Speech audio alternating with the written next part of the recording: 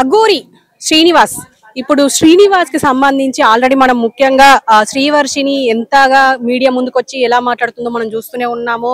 నాకు అఘోరి అమ్మనే కావాలి, అఘోరితోనే నాకు పెళ్లి అయింది అని చెప్పేసి రీసెంట్ గా బాంబు పేల్చింది. అయితే ఇప్పుడు మేమిద్దరం కలిసి ఉండబోతున్నాము అని కూడా అన్నారు. మరి ఎక్కడ ఉంటారు అంటే కార్లోనే, ఆయనతో పాటు ఆయన ఎక్కడ ఉంటే నేను అక్కడ ఉంటా అని చెప్పేసి అన్నది.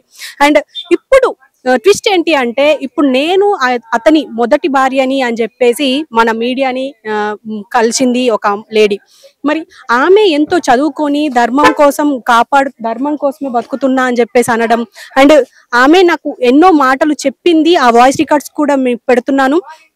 ఈ వాయిస్ రికార్డ్స్ లో ఏముంది అంటే ఇప్పటి వరకు వర్షినికి ఎలాంటి మాటలు చెప్పిందో అలాంటి మాటలే ఈ లేడీకి కూడా చెప్పడము. ఆ లేడీ కూడా నమ్మి అతన్ని పెళ్లి చేసుకుంది. అంటే బర్త్డే విష్ అని చెప్పి పెళ్లి చేసుకుంది అంటే ఒక పసుపు తాడు కట్టింది అని అంటున్నారు. మరి ఈ పసుపు తాడు ఎలా కట్టింది అంటే ఇంతకు ముందు వర్షిని వాళ్ళ పేరెంట్స్ అన్నట్టుగానే బ్యాగులో అంటే కొన్ని పసుపు తాళ్ళు వేసుకొని తిరుగుతున్నారు అని అంటున్నారు.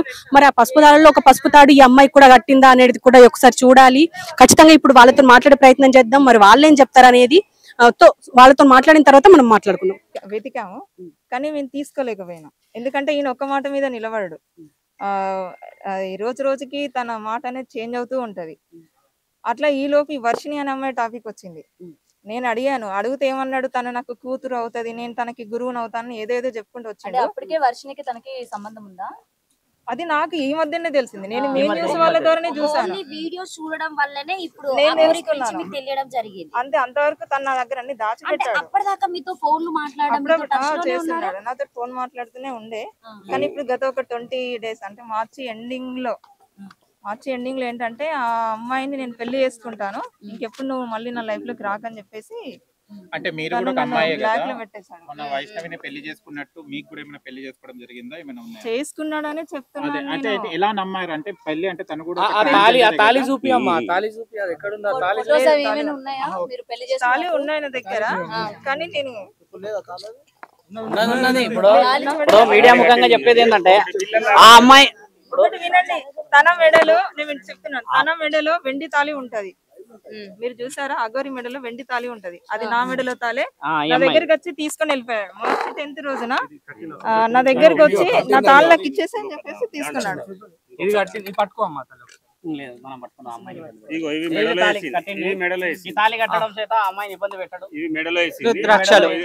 చూడండి, అది కూడా కాదు, తన మెడలో ఉన్న వెండి తాళి కూడా నా మెడలో ఉన్నది.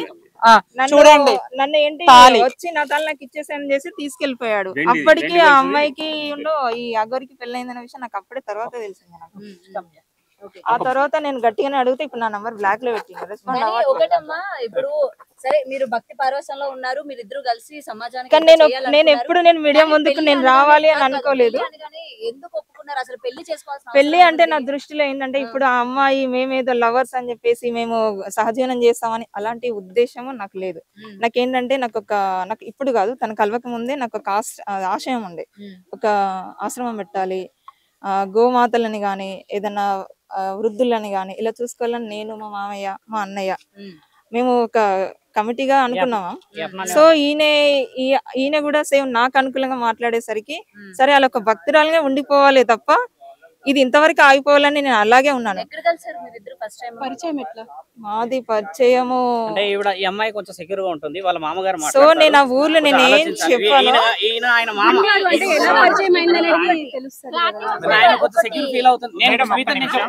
నాకు చెప్పింది ఆవిడ. ఇప్పుడు మనం చేయాల్సిన పని కూడా అదే. ఇప్పుడు మనందరం ఇలా ఎగబడితే అమ్మాయికి ఇన్సెక్యూరిటీ ఫీలింగ్ ఎక్కువ. మీరందరూ ధర్మ ప్రయత్నం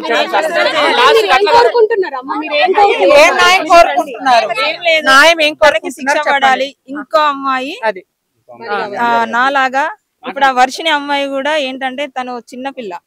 సో తను ఏంటంటే తను లవ్ చూపిస్తాడు. ఎలా అంటే ఇక అది ఒక మీ నిజమైన ఆయన అంటాడు కదా, అంగం అని, అంగం ఉన్నోళ్ళు కూడా చూపెట్టలేనంత ప్రేమ చూపిస్తాడు.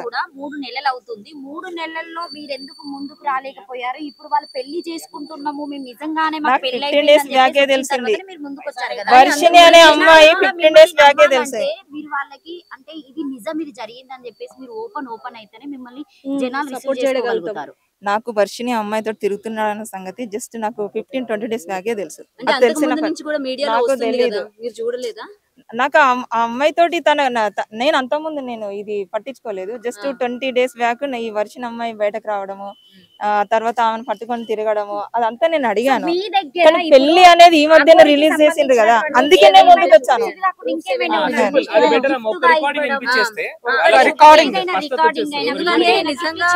నిజంగా మీరు భార్య అని చెప్పడానికి ఏమైనా ప్రూఫ్స్ ఉంటే చూపించండి.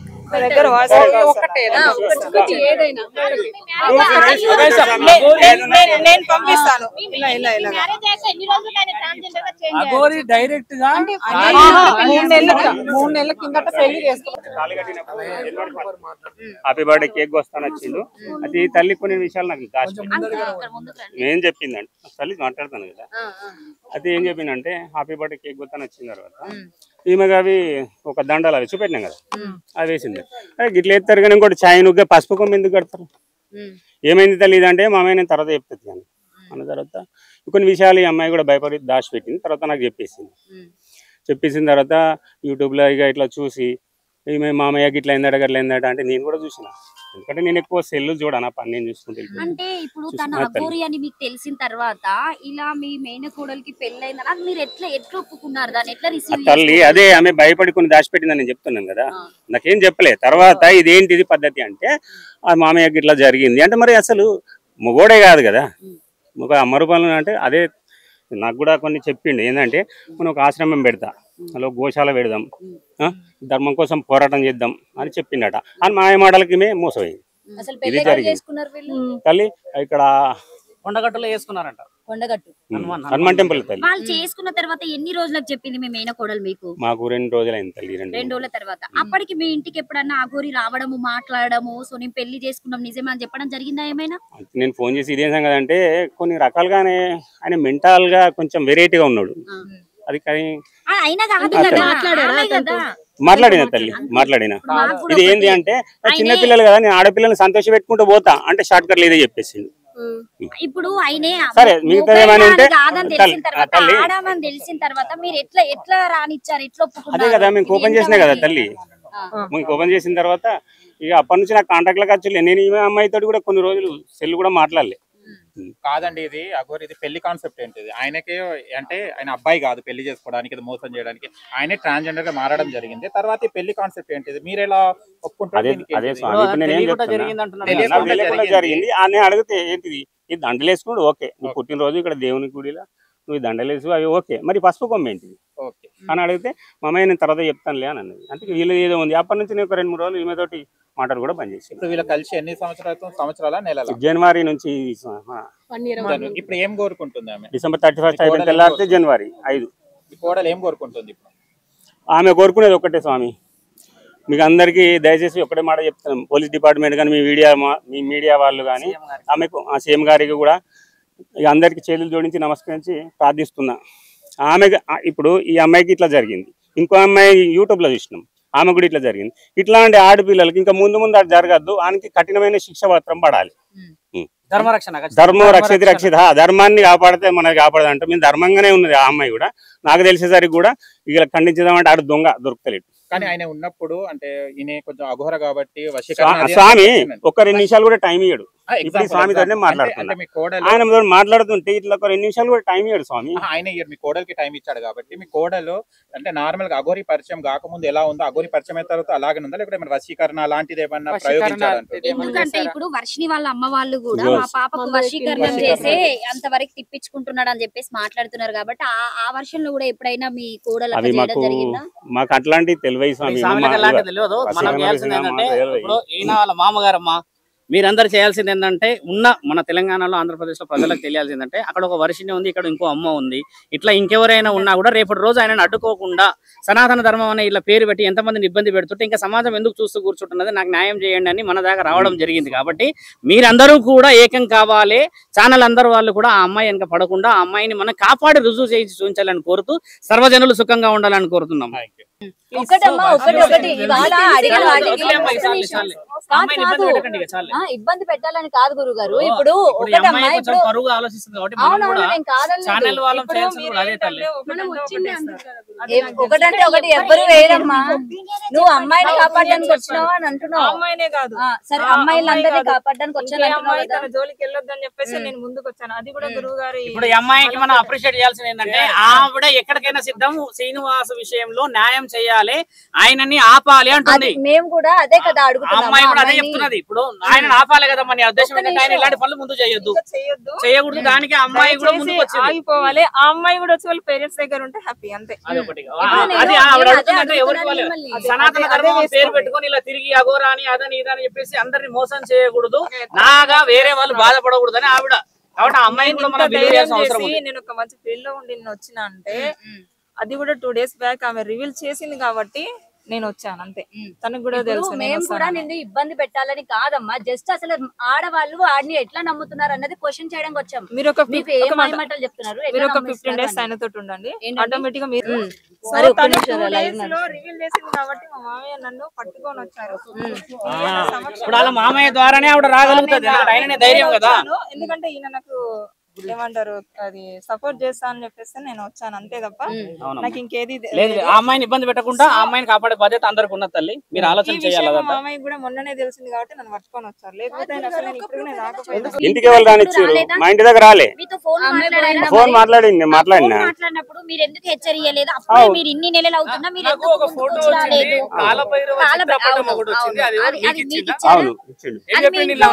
టెంపుల్ కానే ఇచ్చేది. అది మీ ఇంట్లో ఉందా? నా దగ్గర ఉంది. పెళ్ళైన తర్వాత మీరు కలిసారా? రుద్రస్వామికి రిసీవ్ చేస్తా అని చెప్పేసి. అట్లా కాదు అంకుల్, మేము ఏమంటున్నామంటే ఇప్పుడు వాళ్ళిద్దరు పెళ్ళైన తర్వాత రుద్రస్వామి ద్వారా అన్ని ఉన్నాయి తల్లి, అన్ని ఉన్నాయి, ఫోటోలు ఉన్నాయి, వాయిస్ రికార్డ్స్ అన్ని ఉన్నాయి. రుద్రస్వామి ద్వారా మీరు తెలుసుకోవచ్చు. అంటే ఇప్పుడు ఏది చేసినా కూడా భక్తిలో చేసి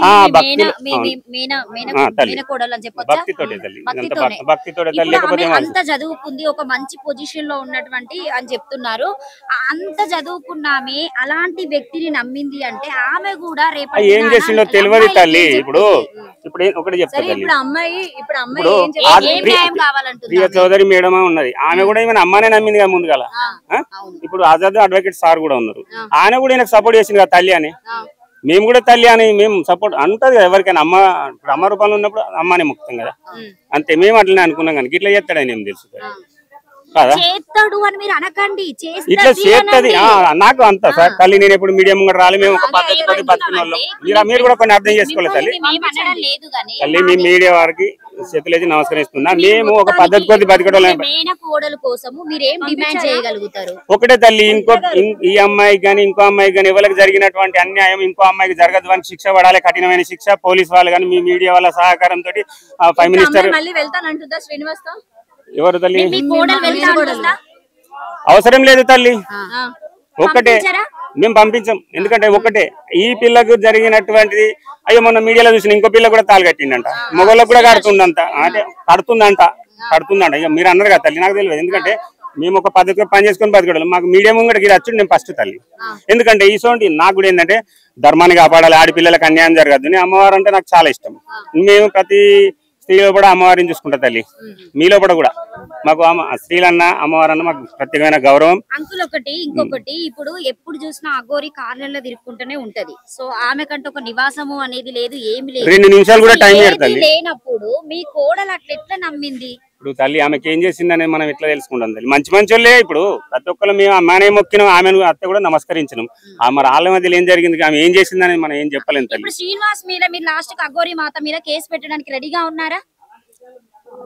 అదే అనుకుంటున్నా తల్లి. కాకపోతే ఒకటి ఏంటంటే మరి ఇక మీ రుద్రస్వామి గాని కాదే తల్లి, మీ మీడియా వాళ్ళ సహకారం ఉంటే ముందుకెళ్తాం.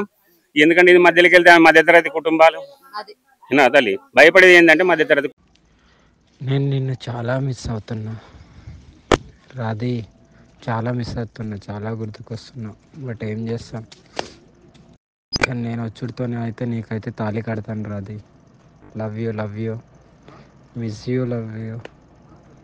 నాతో నవ్వట్లేదమ్మా, చాలా పెయిన్గా ఉంది హార్ట్లో.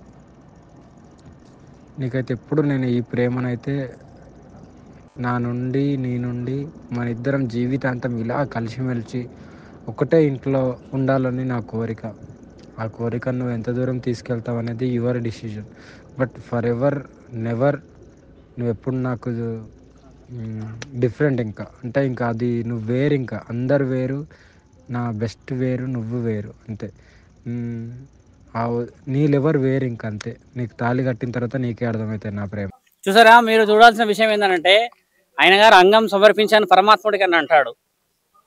ఆడవాళ్ళకి సంబంధించిన బ్రీస్ట్ ఇంప్లాంటేషన్ చేసుకున్నాడు, ఆడవాళ్ళని ఇబ్బంది పెడతాడు, సనాతన ధర్మం అంటాడు, దీంట్లో సత్పురుషులందరినీ దింపుతాడు, నేను అఘోరి అని అంటాడు. కాబట్టి లీగల్ గా వెళ్ళాలి, మనము సనాతన ధర్మాన్ని కాపాడాలి. నిజ నిజాలు మీకు నిర్ధారణ చూపించాను నేను.